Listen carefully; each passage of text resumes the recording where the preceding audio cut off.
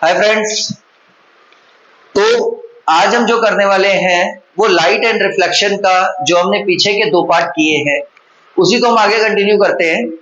तो आज मैं आपको बताने वाला हूं कॉनकेव मिरर क्या होता है एंड कॉनकेव मिरर में इमेजेस कैसे बनती हैं।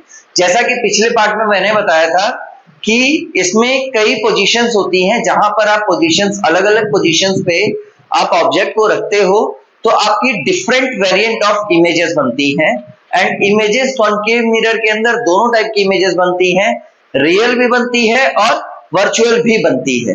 दोनों टाइप की इमेजेस बनती है। इट ऑल डिपेंड्स कि हमने ऑब्जेक्ट को किस पोजीशन पे रखा हुआ है। तो यहां पर हम बात करें तो एग्जैक्टली 6 पोजीशंस होते हैं जहां पर कि आप कॉनकेव मिरर में ऑब्जेक्ट्स को रख सकते हो। अब अगर मैं बात करता हूं 6 पोजीशंस की तो कौन कौन सी हैं। अब अगर मान के चल लीजिए कि ये मेरा एक कॉनकेव मिरर है जिसमें कि this is the pole of a mirror, this is the centre of curvature,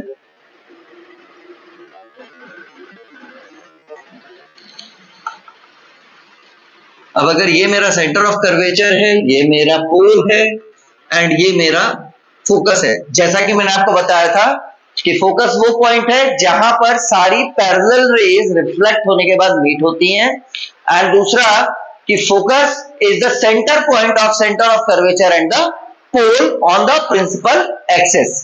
तो अब मैंने आपको बताया कि 6 जगह हैं, 6 अलग अलग पोजीशंस हैं जो कि कॉनकेव मिरर में आप अलग अलग पोजीशंस पे ऑब्जेक्ट रख सकते हो जिससे कि आपको डिफरेंट डिफरेंट जगह पे इमेजेस मिल सकती हैं।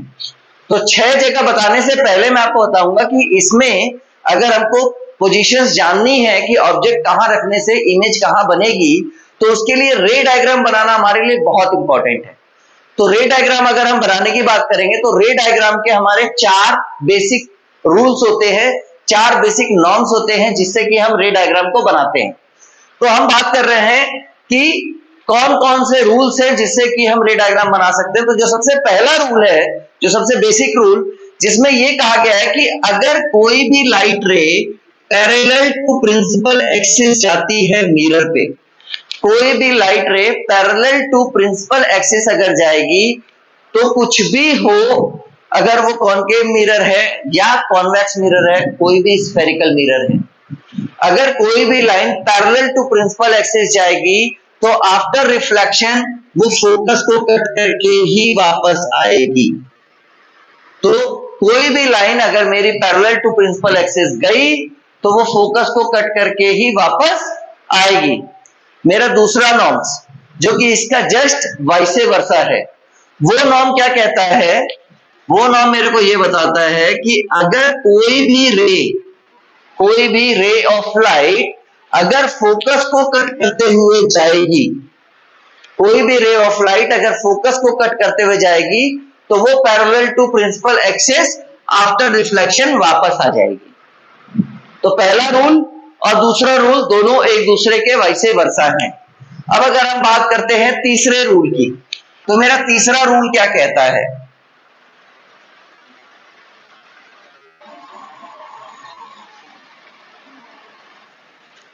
तो मेरा जो थर्ड रूल है वो थर्ड रूल ये कहता है कि अगर कोई भी लाइट रे किसी भी ऑब्जेक्ट से सेंटर ऑफ कर्वेचर से कट हो रही है, अगर कोई भी लाइट रे सेंटर ऑफ कर्वेचर को कट करके आगे जाती है तो जिस तरीके से वो सेंटर ऑफ कर्वेचर से जा रही है उसी तरीके से वो सेंटर ऑफ कर्वेचर से वापस भी आ जाएगी। तो मतलब इसका जाने का पोजीशन और आने का पोजीशन, दोनों पोजीशन बिल्कुल सेम होता है। ठीक है, तो ये आपका थर्ड रूल है। अब अगर हम बात करते हैं इसके फोर्थ रूल की, जो सबसे लास्ट रूल है रे डायग्राम बनाने के लिए, तो the fourth rule is what,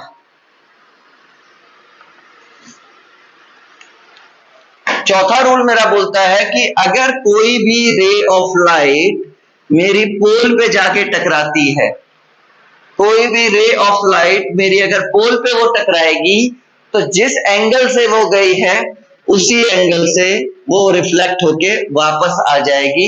इसका मतलब यहां पर आपका नॉर्म्स लगता है कौन सा, लॉ ऑफ रिफ्लेक्शन, जिसमें कि ये प्रिंसिपल एक्सिस एक परपेंडिकुलर की तरह वर्क करता है और यहां पर angle i is equal to angle r होता है। Angle of incidence is equal to angle of reflection.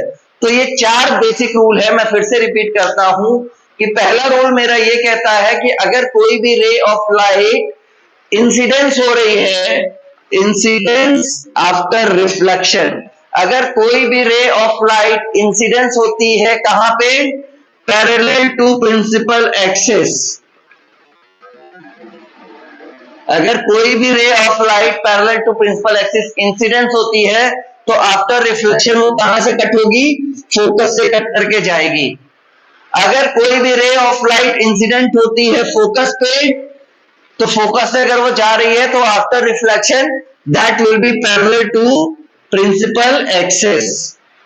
तीसरा नॉर्म क्या कहता है, अगर कोई भी लाइट रे मेरी सेंटर ऑफ कर्वेचर से जाएगी तो वो सेंटर ऑफ कर्वेचर से ही वापस भी आएगी आफ्टर रिफ्लेक्शन। चौथा नॉर्म कहता है कि अगर कोई भी रे पोल पे टच करेगी at the time of incidence, तो जिस एंगल से वो पोल पे टच करेगी सेम एंगल से पोल पे ही रिफ्लेक्ट हो जाएगी वापस। तो angle of incidence is equal to angle of reflection. तो ये चार बेसिक रूल्स है। अब मैं आपको प्लेसेस बताता हूं कि आप कॉनकेव मिरर में कौन कौन से प्लेसेस पे अपने ऑब्जेक्ट को रखेंगे कि आपका इमेज अलग अलग पोजीशन पे बनेगा एंड रियल बनेगा कहां पे और कहां पे वर्चुअल बनेगा, ये मैं आपको बताता हूं। तो सबसे पहला प्लेस हमारा है इंफिनिटी। मुझे नहीं पता कि मेरा ऑब्जेक्ट कहां पर है, तो अगर मुझे ये चीज नहीं पता कि मेरा ऑब्जेक्ट कहां है तो इंफिनिटी से अगर कोई भी आपकी ऑब्जेक्ट अगर इंफिनिटी पे है तो उसकी इमेज कहां बनेगी, उसकी इमेज बनेगी पोल पे, सॉरी फोकस पे, और फोकस पे बनेगी that will be the point size highly diminished image, और रियल और इन्वर्टेड इमेज बनेगी। ठीक है जी। तो मैं आपको इसका एक चार्ट बना के दिखा देता हूं जिस चार्ट से आपको समझ में आ जाएगा।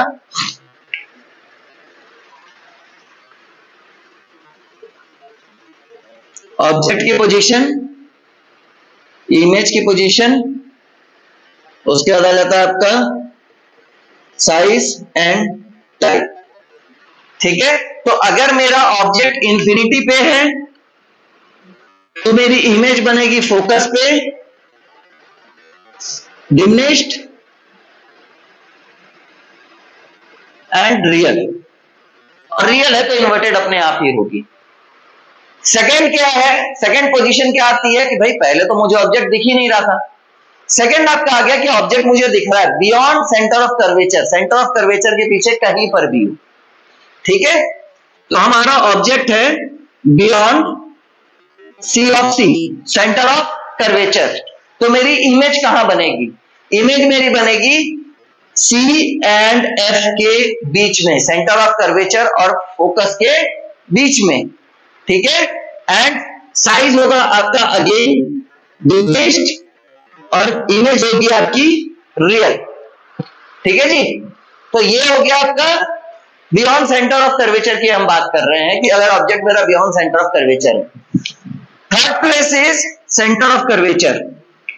सेंटर ऑफ कर्वेचर पे अगर मेरा ऑब्जेक्ट है तो मेरी इमेज कहां बनेगी, इमेज बनेगी सेंटर ऑफ कर्वेचर पर ही, जहां पर मेरा ऑब्जेक्ट है वहीं पर मेरी इमेज है। एंड उसमें क्या होगा, साइज सेम साइज का बनेगा एंड आप अगर बात करेंगे तो रियल एंड इन्वर्टेड, रियल और इन्वर्टेड बनेगा। सेम साइज रियल और इन्वर्टेड कहां पर, जब ऑब्जेक्ट आपका सेंटर ऑफ कर्वेचर के ऊपर है। अगली पोजीशन क्या आती है, centre of curvature and focus के बीच में, सी एंड एफ के बीच में। तो यहां पर आपने देखा कि बियॉन्ड सी अगर मेरा ऑब्जेक्ट है तो इमेज बन रहा है मेरा सी और एफ के बीच में। अब अगर ऑब्जेक्ट मेरा सी और एफ के बीच में है तो इमेज मेरी बनेगी beyond C, just vice versa. यहां डिमिनिश्ड बनी थी, यहां पर एनलार्ज बनेगी, रियल थी यहां पर भी रियल होगी। ठीक है। तो ये आपके 4 पॉइंट्स हो गए। पांचवा पॉइंट आता है कि आपका ऑब्जेक्ट कहां है? ऑब्जेक्ट है मेरा फोकस पे। अगर मेरा ऑब्जेक्ट फोकस पे है तो यहां पर आपने देखा कि अगर इंफिनिटी पे ऑब्जेक्ट है तो इमेज आपकी फोकस पे है। अब अगर ऑब्जेक्टिव फोकस पे है तो इमेज कहां होगा? Just vice versa, that will B at infinity. Again highly enlarge and real, क्योंकि मुझे नहीं पता कि कितना एनलार्ज्ड है, इंफिनिटी पे है तो मुझे नहीं पता कितना बड़ा इमेज बन रहा है। लास्ट पॉइंट क्या है आपका? आपका लास्ट आता है जो कि आपका ऑब्जेक्ट कहां है? ऑब्जेक्ट है आपका फोकस और पोल के बीच में। तो अगर आपका ऑब्जेक्ट फोकस एंड पोल के बीच में अगर होता है तो मेरी इमेज कहां बनती है? इमेज बनती है मेरी बिहाइंड द मिरर।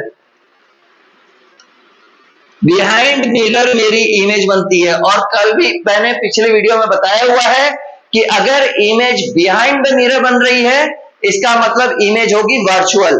तो यहां पर एनलार्ज इमेज बनेगी एंड वर्चुअल इमेज बनेगी। वर्चुअल का मतलब अपने आप हो गया कि वर्चुअल एंड इरेक्ट। अब ये जो 6 पोजीशंस मैंने आपको बताए हैं, इन 6 पोजीशंस के रे डायग्राम मैं आपको अगले वीडियो में बताऊंगा। और रे डायग्राम जितने भी बनेंगे वो सारे के सारे उसी रूल से बनेंगे जो 4 रूल मैंने आज के आपको वीडियो में बताया है। तो प्लीज वीडियोस देखें एंड आगे जितना हो सके उतना इसको सब्सक्राइब करें, लाइक करें एंड शेयर करें। बाकी आगे की वीडियो आपको मिलती जाएगी। Thank you very much.